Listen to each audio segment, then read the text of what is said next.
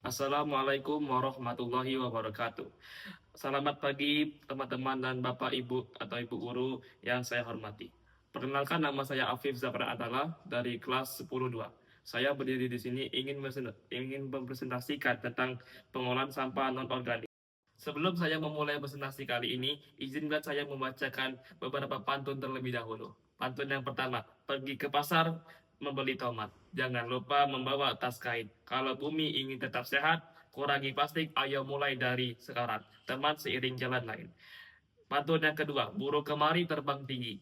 Hingga sebentar di dahan jati. Buanglah sampah kepada tempatnya, teman sejati agar sekolah kita bersih tetap setiap hari.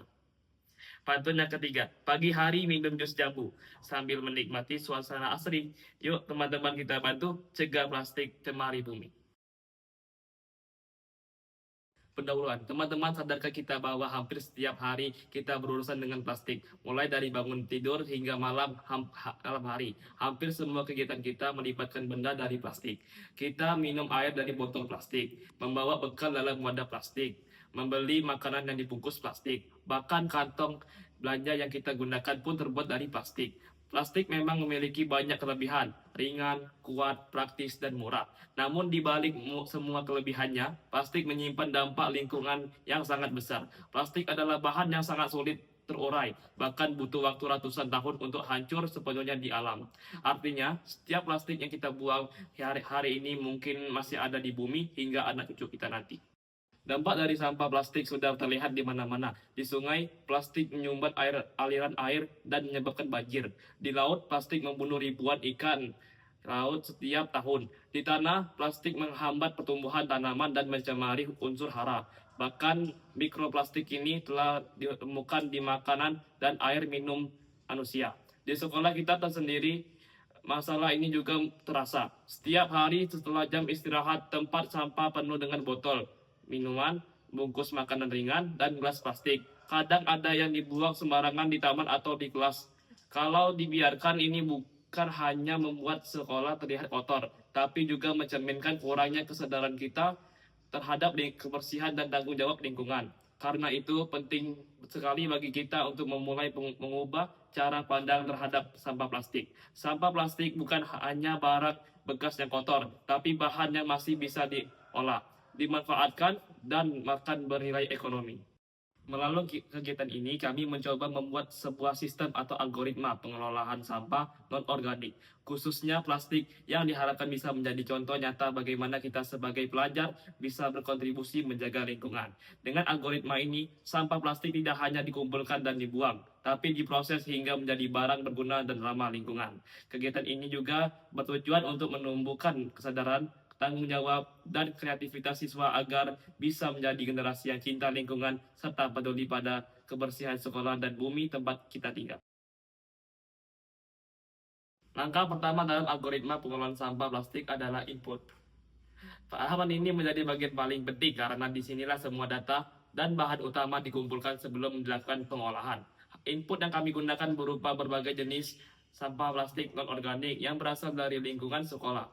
Sampah-sampah tersebut antara lain botol air mineral bekas yang sering dibuang setelah jam istirahat, gelas plastik dari minuman ringan atau es teh, sedotan plastik yang biasanya digunakan di kantin, bungkus makanan ringan seperti bungkus keripik, wafer, dan permen. Kantong plastik yang digunakan untuk membungkus makanan atau barang, tutup botol plastik yang sering tercecer di taman sekolah, serta wadah makanan plastik seperti kotak nasi atau cup yogurt yang dibawa oleh siswa. Semua jenis plastik tersebut dikumpulkan dari berbagai titik di sekolah, antara lain dari kantin sekolah yang menjadi sumber terbesar sampah plastik karena aktivitas jual beli makanan, dari taman sekolah, dan area parkir di mana sering ditemukan bungkus makanan atau botol minuman, dan dari tempat sampah umum yang tersebar di sekitar sekolah. Pengumpulan dilakukan secara terjadwal dan sistematis. Misalnya, setiap hari Jumat siswa melakukan kegiatan Jumat bersih dengan cara memungut dan memilah sampah plastik di sekitar kelas masing-masing. Selain itu, beberapa siswa juga bertugas khusus sebagai petugas kebersihan kelas yang mencatat jumlah sampah plastik yang dikumpulkan setiap minggunya. Setelah sampah terkumpul, kami melakukan catatan dan pendataan sederhana. Kami menimbang berat sampah plastik dari setiap kelas dan mencatat jenis plastik yang paling banyak ditemukan. Dari hasil pendataan selama 2 minggu, diketahui bahwa jenis plastik yang paling banyak dihasilkan adalah bungkus makanan ringan dan botol air mineral. Hal ini menunjukkan bahwa sebagian besar sampah plastik di sekolah berasal dari kebiasaan jajan siswa, terutama saat jam istirahat dan setelah pulang sekolah. Selain mengumpulkan data, tahap input ini juga bertujuan untuk meningkatkan kesadaran seluruh warga sekolah, terutama siswa, agar mulai memperhatikan jenis sampah yang mereka hasilkan setiap hari. Dengan mengetahui jumlah dan jenis sampah yang mereka buang, diharapkan siswa lebih bijak dalam menggunakan plastik. Misalnya, dengan membawa botol minum sendiri atau menggunakan wadah makanan yang bisa dipakai berulang kali. Input ini bukan hanya berupa bahan fisik seperti plastik bekas, tetapi juga mencangkup data, informasi, dan kesadaran yang menjadi dasar untuk proses pengolahan berikutnya. Karena tanpa data dan kesadaran, pengolahan sampah tidak akan berjalan maksimal. Dengan kata lain, tahap input ini adalah langkah awal untuk mengenali permasalahan sampah plastik di sekolah, sehingga bisa ditemukan cara terbaik untuk mengatasinya. 2. Proses. Tahapan pengolahan. Setelah semua bahan terkumpul, kita masuk ke tahap proses, yaitu tahapan paling penting dalam kegiatan pengolahan sampah plastik.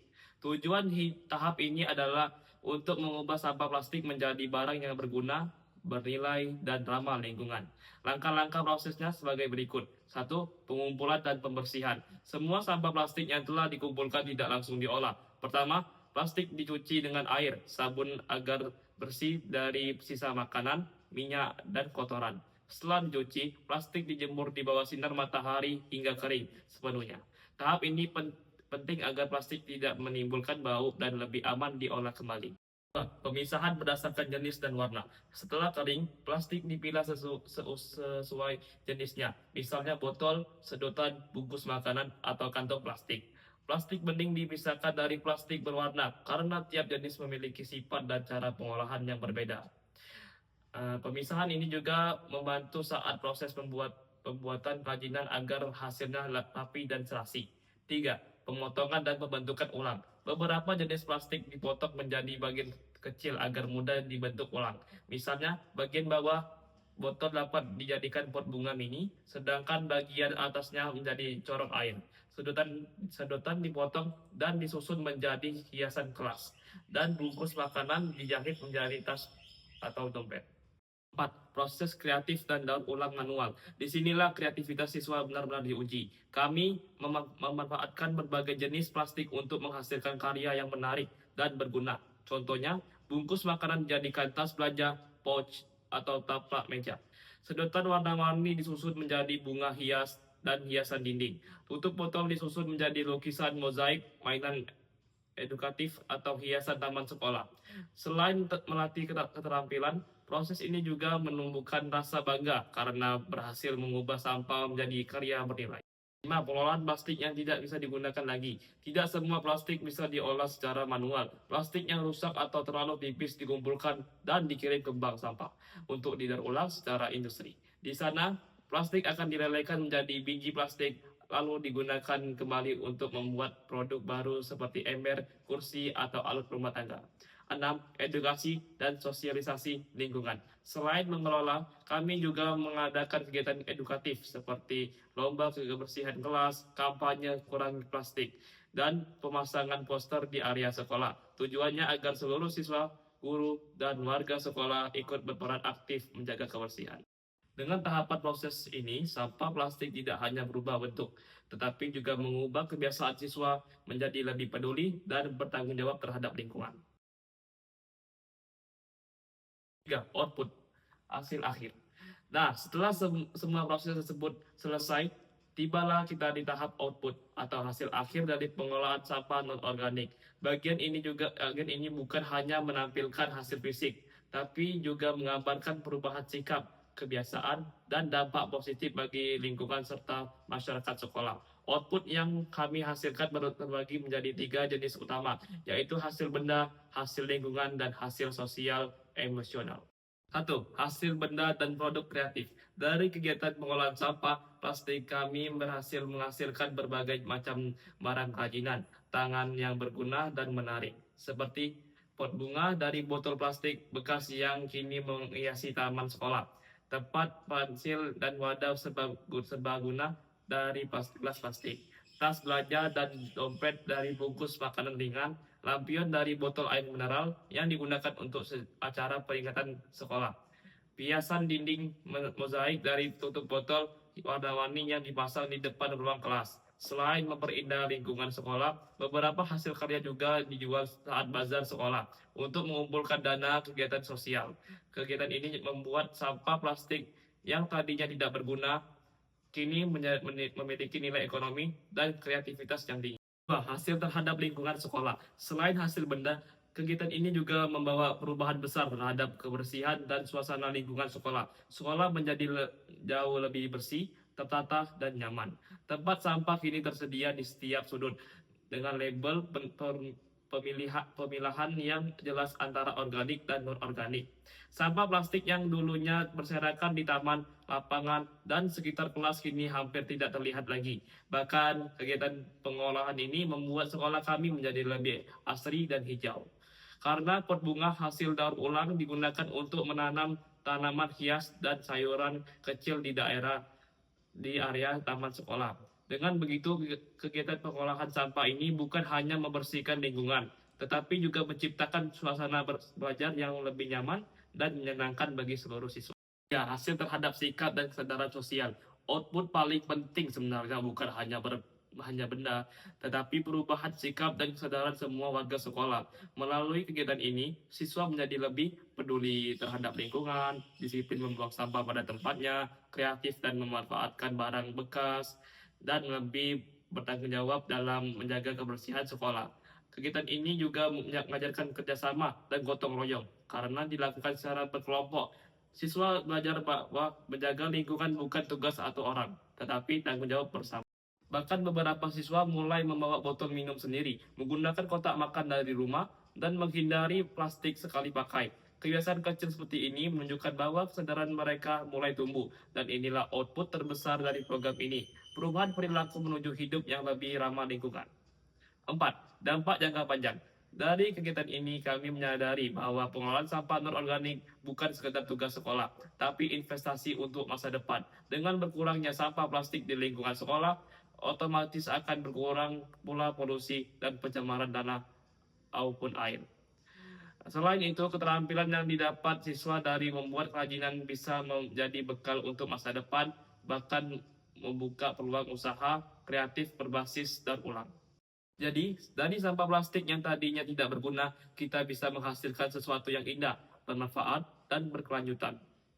Dari semua kegiatan ini, kita bisa belajar bahwa sampah plastik bukanlah akhir dari sesuatu, tetapi awal dari perubahan baru. Jika kita mau berusaha dan peduli, plastik yang tadinya merusak bisa menjadi sumber manfaat bagi lingkungan dan masyarakat. Mulai dari hal kecil, menggunakan kembali wadah minum dan makanan. Kurangi penggunaan plastik sekali pakai dan buang sampah sesuai jenisnya. Kita adalah generasi muda yang memegang peran penting untuk masa depan bumi. Mari kita buktikan bahwa pelajar juga bisa menjadi pahlawan lingkungan melalui tindakan sederhana tapi bermakna. Sebelum saya menutup presentasi kali ini, saya akan membacakan 3 pantun penutup. Satu pantun plastik bekas yang jangan dibuang. Gunakan lagi biar tak rugi. Kalau lingkungan ingin tenang, mari kita rawat bumi ini lagi. Pantun yang kedua, pergi ke taman menanam pohon. Hati senang lihat daun hijau. Kurangi plastik jadi kebiasaan agar dunia tetap indah dan hijau. Pantun yang ketiga, air mengalir di sungai yang jernih. Burung berkicau di pagi hari. Jaga kebersihan itu sangat penting. Cintai lingkungan setiap hari. Sekian presentasi dari saya. Semoga apa yang saya sampaikan bermanfaat dan menginspirasi kita semua untuk lebih peduli terhadap sampah plastik dan menjaga lingkungan. Terima kasih atas perhatiannya teman-teman semuanya. Wassalamualaikum warahmatullahi wabarakatuh.